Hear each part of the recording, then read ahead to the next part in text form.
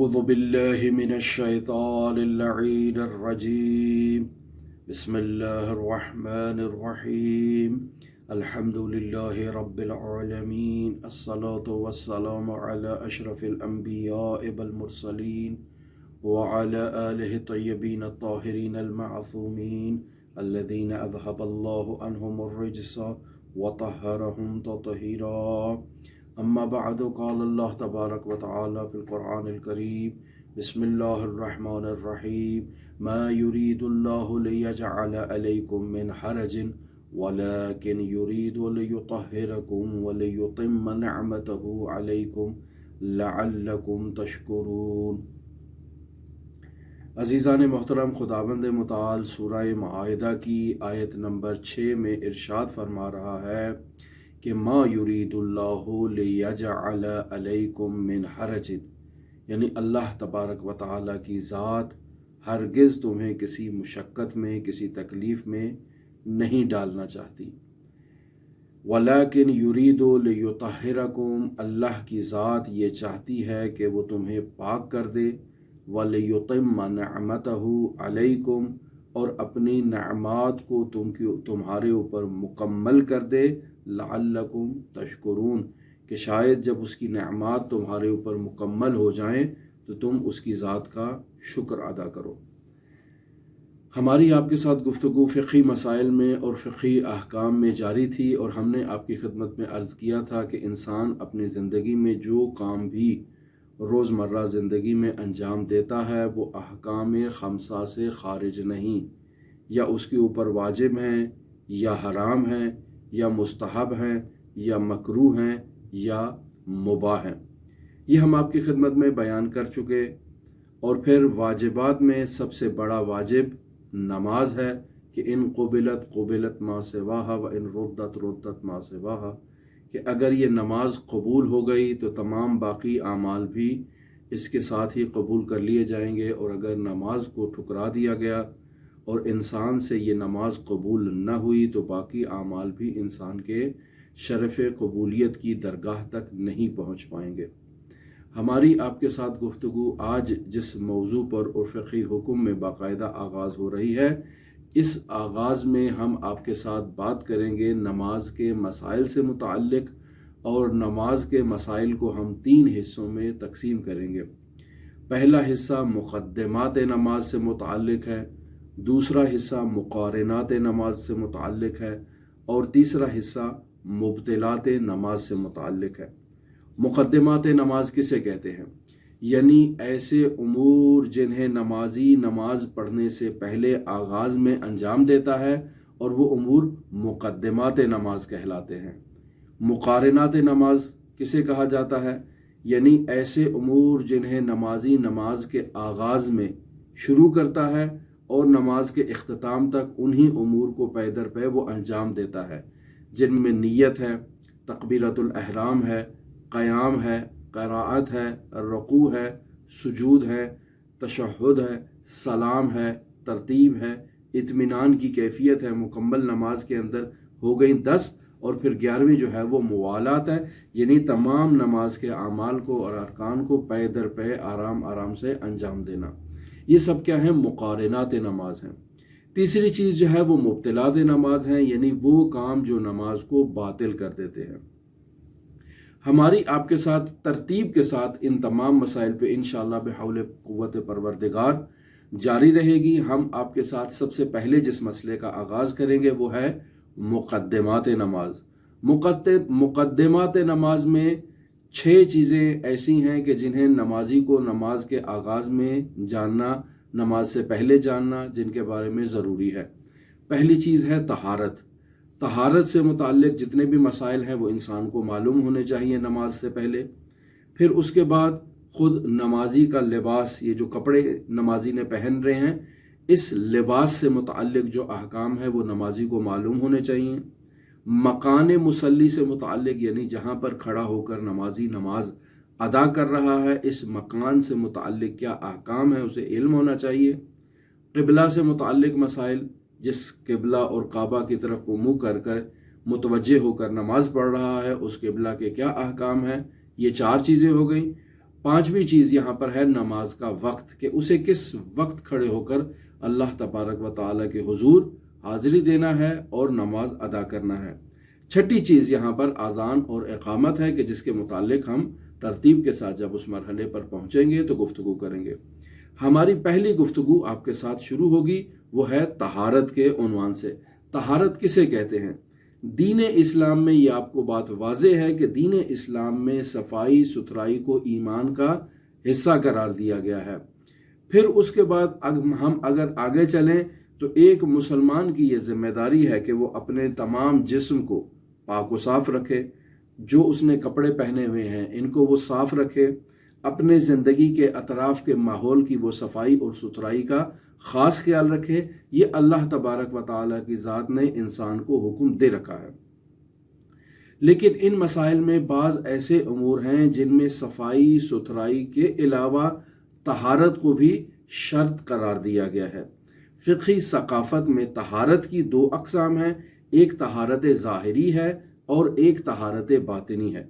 तहारत ज़ाहिरी यानी जिस्म, इंसान के कपड़े, इंसान के खाने पीने की अशिया, ये सब आलूदगियों से और निजासात से पाक होनी चाहिए।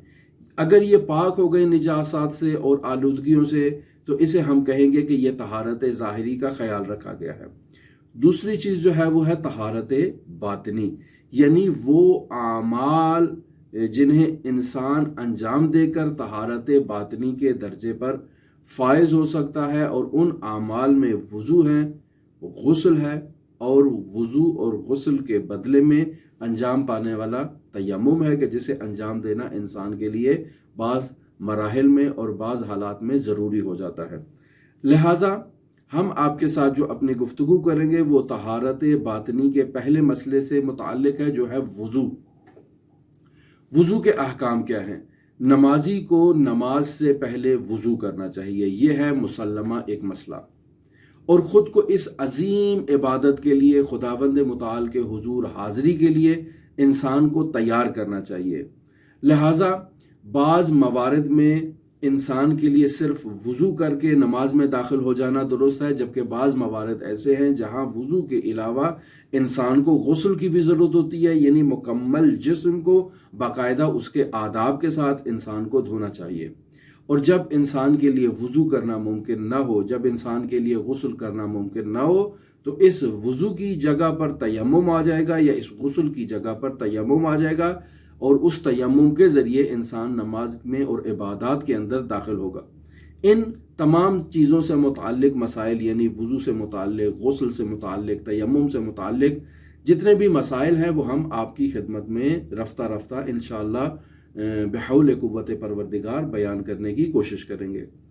अब आप देख लें कि खुद वज़ू है, वज़ू से मुताल्लिक जब हम आपकी खिदमत में गुफ्तगू करें तो वो काम जो वज़ू करने वाले शख्स को, चाहे वो नमाज के लिए वज़ू कर रहा है या नमाज के अलावा किसी और काम के लिए वज़ू करना चाह रहा है, तो वज़ू करते वक़्त जो काम इस शख्स वज़ू करने वाले ने अंजाम देने हैं वो दो काम हैं।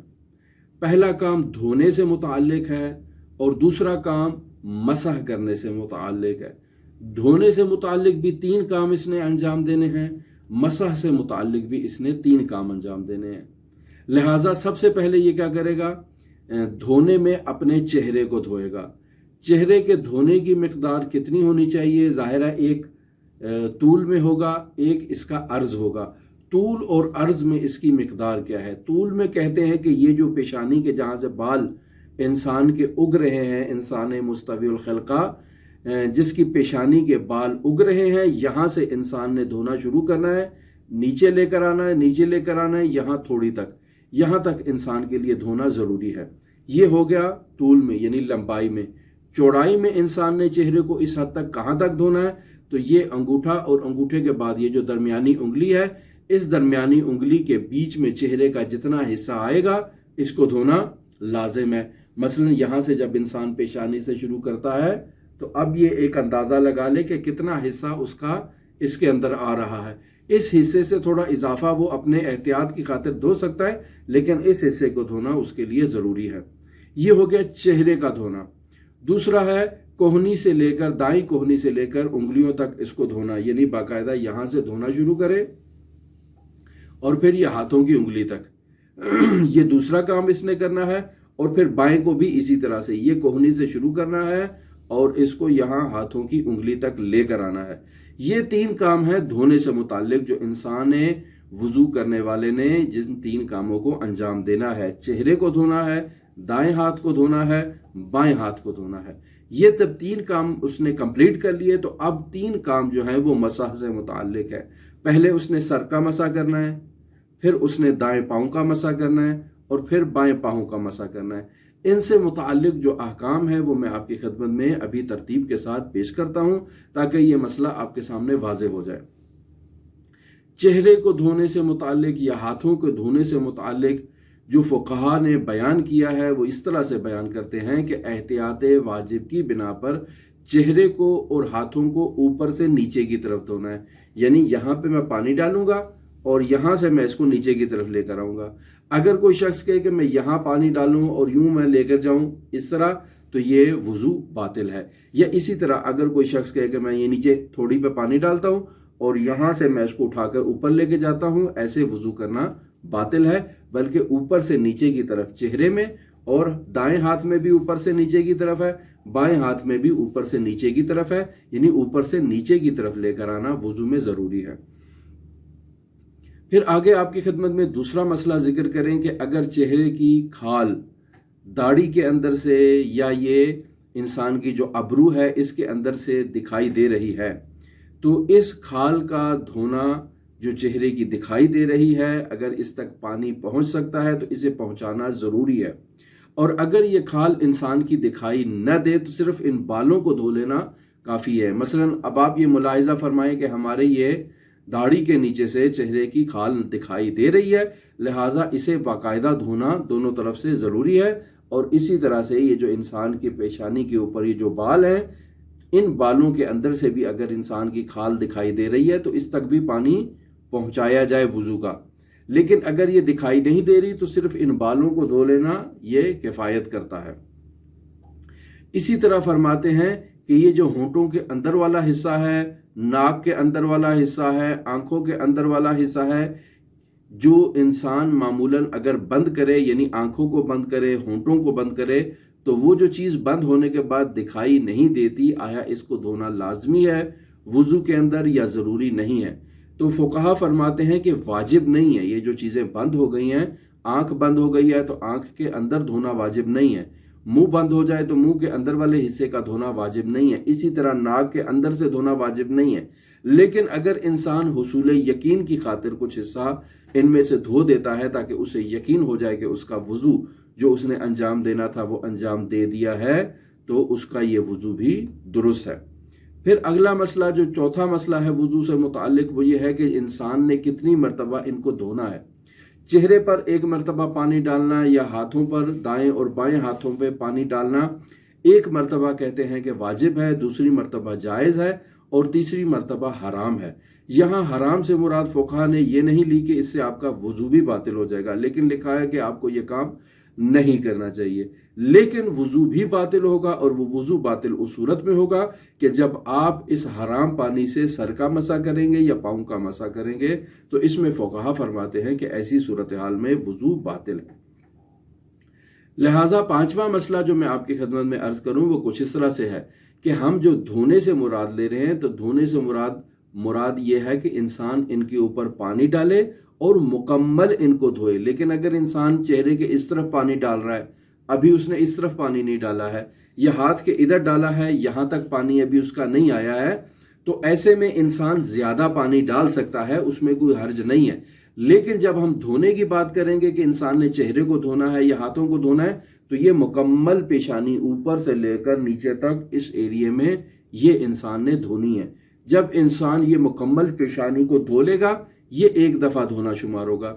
پھر پانی کا چلو اٹھائے اور دوبارہ اس پیشانی کو اوپر سے لے کر نیچے تک مکمل جو ہے نا وہ انسان اگر دھو لے تو یہ دوسرا دھونا شمار ہوگا، اور پھر تیسری دفعہ پانی ڈالے اوپر پیشانی پر اور تمام نیچے تک لے کر آئے تو یہ تیسرا پانی شمار ہوگا، جسے فقہا کہہ رہے ہیں کہ حرام ہے۔ اسی طرح دائیں بازو کا اور بائیں بازو کا بھی یہی حکم ہے کہ اوپر سے لے کر हाथों की उंगलियों तक। ये एक दफ़ा इंसान पानी लेकर आए तो ये एक दफ़ा शुमार होगा, ये वाजिब है, दूसरी मरतबा जायज़ है, और तीसरी मरतबा फरमा रहे हैं कि हराम है। तो इस धोने में ये हो सकता है कि इंसान मुतअद्दिद मरतबा पानी डाले, लेकिन नीयत उसकी एक ही दफ़ा की है अभी, और मुकम्मल भी नहीं डाल रहा है, बाज़ हिस्सों की तरफ डाल रहा है ताकि पानी जो है ना वो उसका मुकम्मल हिस्सों तक पहुंच जाए। बस औकात इंसान की जल्द खुश्क होती है, पानी जल्दी कबूल नहीं करती है, तो इंसान मुकम्मल अच्छी तरह से पानी उसको पहुंचा ले।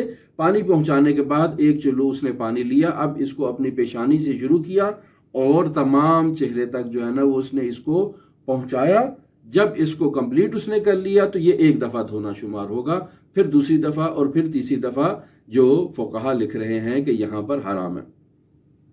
बस ये एक दफ़ा धोना इस तरह से शुमार होगा, पहली दफ़ा धोना वाजिब है, दूसरी दफ़ा जायज़ है, और तीसरी दफ़ा फ़ुक़हाए इज़ाम फरमा रहे हैं कि तीसरी दफ़ा धोना हराम है। फिर अब छठा मसला यहाँ पर जो फ़ुक़हाए मोहतरम इज़ाम फरमा रहे हैं कि वज़ू के आज़ा को 3 मरतबा धोना हराम होने के साथ साथ बसा औक़ात वज़ू के बुतलान का बाइस भी बनता है, जैसे मैं अभी आपकी खिदमत में बयान कर चुका हूँ कि जब इंसान ने तीसरी मरतबा अपने आज़ा पे पानी डाला है तो इसमें हुर्मत तो है, लेकिन बुतलान कब होगा कि जब मेरे इस हाथ पर या इस हाथ पर तीसरी दफ़ा का पानी मौजूद है और इस तीसरे पानी से मैंने सर का मसा करना है या दोनों पाँव का मसा करना है। चूंकि ये पानी जो तीसरा पानी है इसका वज़ू से ताल्लुक़ नहीं है, इस वजह से आप अगर इससे मसा करेंगे तो इससे आपका मसा बातिल हो जाएगा, और मसा के बुतलान की वजह से आपका वज़ू नाकिस रहेगा, और वज़ू नाकिस रहने से आपका वज़ू बातिल हो जाएगा। लिहाजा हम अब इन वज़ू के मसाइल को यहीं पर कंप्लीट करते हैं, आते हैं मसा की उस कैफियत के अंदर। लेकिन मैं आपको यहाँ मशवरा दूंगा कि आप इस सिलसिले में वो वीडियोज़ ज़रूर मुलाहिजा करें जिसमें बाकायदा अमली तरीके पर आपको वज़ू करना दिखाया गया है। मसाइल मैंने आपकी खिदमत में पेश कर दी हैं, मसाइल यही हैं, लेकिन अमली तरीका और अमली प्रैक्टिस आप उसकी वहाँ पर मुशाहिदा कर सकते हैं। सर का मसा और पाँवों का मसा। सर के मसे में फरमाते हैं कि मसा की जगह सर के ऊपर हमारे कहाँ है। हम अपने सर को 4 हिस्सों में तकसीम करेंगे, ये दायां हिस्सा, ये बायां हिस्सा, ये सामने वाला हिस्सा और एक ये पीछे वाला हिस्सा। इन चारों मकामात में से मसे का मकाम जो है वो इंसान के सर का आगे वाला हिस्सा है, ये पेशानी से ऊपर वाला हिस्सा। ना इंसान ने दाईं तरफ करना है, ना बाईं तरफ करना है, और ना ही पीछे वाले हिस्से पे इंसान ने मसा करना है। बस वाजिब मसा की मिकदार कितनी होनी चाहिए? वाजिब मसा की मिकदार यही जो इंसान का सामने वाला हिस्सा है, इसमें चौड़ाई के अंदर जो है ये 3 उंगलियां अगर हैं तो ये 3 उंगलियां इनकी चौड़ाई इतनी होनी चाहिए, और अगर इससे जायद भी हो तो कोई हर्ज नहीं है, लेकिन हद अकल इसकी मिकदार ये 3 उंगलियां हैं। और लंबाई में ये 1 उंगली है कि इंसान हद अकल अपनी 1 उंगली की मिकदार जितनी जगह को सर के ऊपर मसा करे, और कम अज कम मिकदार उसकी ये 3 उंगलियां हो। ज्यादा में ज्यादा इंसान पूरे हाथ को भी सर पे खींच सकता है, इसमें कोई हर्ज नहीं है। फिर उसके बाद इंसान ने पहले जो है वो दाएं पाँव का मसा करना है और फिर बाएं पाँव का मसा करना है। यहां पर फुक़हाए मोहतरम इस तरह से भी फरमाते हैं कि सर की जिल्द पर मसा करना ज़रूरी है, लिहाजा सर के सामने जो इंसान के बाल आ जाते हैं, और बसा औक़ात ये बाल दाएं के होते हैं, बाएं तरफ के होते हैं, पीछे वाली साइड के होते हैं, तो ये ज़रूरी नहीं है कि इंसान इनके ऊपर मसा करे, इनके ऊपर मसा नहीं कर सकता है, बल्कि ये जो पेशानी के ऊपर जगह है यहाँ पर इंसान के लिए मसा करना ज़रूरी है। और बाल अगर इस ज़्यादा और कसरत मिकदार में मौजूद हैं कि इंसान का सर का पानी जो है वो मसा का पानी जो है वो इंसान के बालों के नीचे तक नहीं जा रहा है, तो थोड़ी सी वो मांग निकाल ले, और मांग निकालने के बाद वो सर के ऊपर मसा करे। सर के मसा से मुतालिक फुक़हा इस तरह से फरमाते हैं कि सर की जिल्द पर मसा करना ज़रूरी नहीं है, बल्कि सर के सामने वाले हिस्से पर मौजूद बालों पर भी इंसान मसा कर सकता है, लेकिन इन बालों की मिकदार इस कदर ज़ायद नहीं होनी चाहिए कि जब इंसान कगी करता है तो ये बाल इंसान के चेहरे में इस हद तक नीचे तक आ जाते हैं, चेहरे पे आ जाते हैं। नहीं, अगर इस जायद मिकदार में है, दाएं तरफ के बाल बाईं तरफ चले जाते हैं सर के ऊपर से, या बाईं तरफ के दाईं तरफ आ जाते हैं सर के ऊपर से गुजर के, तो ऐसे में ये बाल इंसान के जायद हैं। इस सूरत में हाल में इंसान को अपने बालों को साइड पे करना चाहिए, اب مانگ نکال کر انسان اس کے اوپر مسح کرے تو یہ اس کے لیے ضروری ہے تاکہ قریب مسح کی مقدار اس کی کھال کے قریب تک ہو، ولو بالوں کے اوپر بھی ہو کوئی حرج نہیں ہے، لیکن بال اس قدر زائد نہ ہو جو مسح کی راستے میں مانع بنے۔ سر کے سامنے حصے میں موجود دوسرے حصوں کے بالوں کے اوپر مسح کرنا درست نہیں ہے، یہی مطلب میں آپ کی طرف خدمت میں بیان کر چکا ہوں، خواہ وہ مسح کی جگہ پر جمع ہی کیوں نہ ہو، یعنی انسان اپنے بالوں کا ایک ایسے سٹائل بنا چکا ہے کہ وہ دائیں کے بائیں طرف چلے جاتے ہیں سر کے اوپر سے، یا ادھر سے ادھر چلے جاتے ہیں، تو یہ کفایت نہیں کرتا ہے، بلکہ انسان یہ سامنے والے بالوں کے اوپر مسح کرے، چاہے تھوڑے ہوں چاہے زیادہ ہوں، اور اگر بہت ہی زیادہ ہیں تو تھوڑا سائڈ کر کے ان کو مانگ نکال کر انسان مسح کر لے۔ پھر اس کے بعد آگے ہم آتے ہیں پاؤں کے مسح کے اوپر۔ پاؤں کے مسح کی جگہ پاؤں کی انگلیوں سے شروع ہوگی اور ابھار تک آئے گی۔ بعض فقہا نے اس کو کہا ہے کہ اسے ٹخنوں تک بھی لے کر جائیں پیچھے تک، لیکن اکثریت اس کی پاؤں کی ابھار تک ہی کہتے ہیں کہ آپ اس کو ابھار تک کریں۔ مقدار کتنی اس کی ہونی چاہیے؟ اس کی طول میں انگلیوں کی نوک سے شروع ہونا ہے اور ابھار تک آنا ہے، اور بعض انگلیوں کی نوک سے اسے ٹخنے تک لانا کہتے ہیں کہ یہ لایا جائے۔ احتیاط مستحب یہ ہے کہ تمام پاؤں کا مسح کرے، پہلے دائیں پاؤں کا مسح کرے اور پھر اس کے بعد جو ہے نا وہ انسان بائیں پاؤں کا مسح کرے، لیکن یہ ضروری نہیں ہے کہ دائیں پاؤں کا دائیں ہاتھ سے مسح کرے اور بائیں پاؤں کا بائیں پاؤں سے ہاتھ سے مسح کرے۔ انسان دائیں ہاتھ سے ہی دونوں پاؤں کا مسح کر سکتا ہے، اس میں کوئی حرج نہیں ہے، یعنی ضروری نہیں ہے کہ دونوں ہاتھوں کو جو ہے نا وہ اس میں استعمال کرے، البتہ ترتیب ضروری ہے، پہلے دائیں کا اور پھر بائیں کا۔ بس اوقات انسان کو دیکھا گیا ہے کہ وہ نمازی دونوں ہاتھ ایک ہی ساتھ دونوں پاؤں پر لگاتے ہیں اور ایک ہی ساتھ جو ہے نا وہ ان کو کھینچ لیتے ہیں، اس سے وضو باطل ہے چونکہ یہ ترتیب کی رعایت نہیں کی گئی ہے۔ پھر آگے آپ کی خدمت میں مسئلہ عرض کروں کہ سر اور پاؤں کے مسح سے متعلق مشترکہ مسائل بعض فقہا نے ذکر کیے ہیں۔ فقہا لکھتے ہیں پہلے مسئلے میں کہ مسح میں ضروری ہے کہ ہاتھ کو سر اور پاؤں پر کھینچا جائے، یعنی بسا اوقات یہ ہوتا ہے کہ انسان سر پہ ہاتھ تو رکھ لیتا ہے لیکن اس کے بعد سر کو پیچھے کھینچ لیتا ہے، یا پاؤں پہ ہاتھ رکھا ہے اور اس کے بعد پاؤں کو آگے کی طرف دھکیل دیا ہے، یعنی ہاتھ ساکن ہے اور پاؤں حرکت کر رہا ہے، تو ایسے میں وضو باطل ہے۔ لیکن اگر انسان سر کا مسح کر رہا ہے اور اس کا سر تھوڑا سا گردش کر جاتا ہے تو اس میں کوئی حرج نہیں ہے، باقاعدہ انسان مسح کی خاطر سر کو حرکت نہ دے یا پاؤں کو حرکت نہ دے۔ اگر مسح کے لیے ہاتھ میں تری جو ہے نا وہ رطوبت میرے پاس نہیں بچی ہے، یعنی میں وضو کر رہا تھا، اب میرا وضو جو ہے نا وہ خشک ہو گیا ہے گرمی کی وجہ سے، اب مسح کے لیے نہیں بچا ہے، تو میں اس کو اپنی چہرے کی داڑھی سے لے سکتا ہوں، اپنی اس ابروؤں سے لے سکتا ہوں، چہرے پہ اگر پانی دوسری جگہ موجود ہے تو اس سے لے کر میں سر کا بھی مسح کر سکتا ہوں اور پاؤں کا بھی مسح کر سکتا ہوں۔ اس کے لیے مجھے یہ حق حاصل نہیں ہے کہ میں دوبارہ سے اپنا ہاتھ ٹوٹی کے نیچے کروں، نلکے کے نیچے کروں اور وہاں سے پانی دوبارہ لوں اور اس پانی سے مسح کروں، اگر ایسا کیا تو وضو باطل ہو جائے گا۔ پھر کہتے ہیں کہ ہاتھ میں تری کی مقدار کا اتنا ہونا چاہیے کہ وہ اثر ڈال سکے، یعنی میرے سر کے اوپر جب میں مسح کر رہا ہوں تو یہ ہاتھ کی تری سر کے اوپر اپنا اثر چھوڑے، پاؤں کے اوپر اپنا اثر چھوڑے اور معلوم ہو کہ اس نے مسح کیا ہے، اور اگر تری اس مقدار میں نہیں ہے تو اس کو اپنے وضو کے دیگر اعضاء سے اس تری کو وصول کرنا چاہیے تاکہ وہ اس پر اثر انداز ہو۔ پھر آگے جو مسئلہ نمبر 4 یہاں پر فقہا نے لکھا ہے، مسح کی جگہ سر اور پاؤں کا اوپر والا حصہ ہے، یعنی یہ دائیں بائیں پیچھے والے حصے پہ مسح نہیں کر سکتے، اسی طرح پاؤں کے نیچے والے حصے پر بھی مسح نہیں کر سکتے، بس یہ اوپر والے حصے پہ مسح کرنا ہے، اور پھر ان جگہوں کا خشک ہونا ضروری ہے، یعنی اگر میں سر کا مسح کر رہا ہوں تو سر کو خشک ہونا چاہیے، پاؤں کا مسح کر رہا ہوں تو پاؤں کو بھی خشک ہونا چاہیے۔ لیکن اگر تھوڑا سا گیلا ہے لیکن مجھے معلوم ہے کہ میرے ہاتھ پر جو تری ہے، اس ہاتھ کو جب میں سر پہ لگاؤں گا تو یہ غالب آ جائے گی اس سر کے مسح میں رطوبت کے اوپر، یا اسی طرح پاؤں کی رطوبت کے اوپر یہ غالب آ جائے گی، تو پھر یہ اس میں کوئی حرج نہیں ہے، یہ بالکل درست ہے۔ لیکن اگر یہ ہے کہ یہ بہت ہی زیادہ گیلے ہیں اور میرے یہ ہاتھ کی تری جو ہے وہ اس میں گم ہو جائے گی تو پھر یہ کفایت نہیں کرتا ہے، ان کو خشک ہونا ضروری ہے۔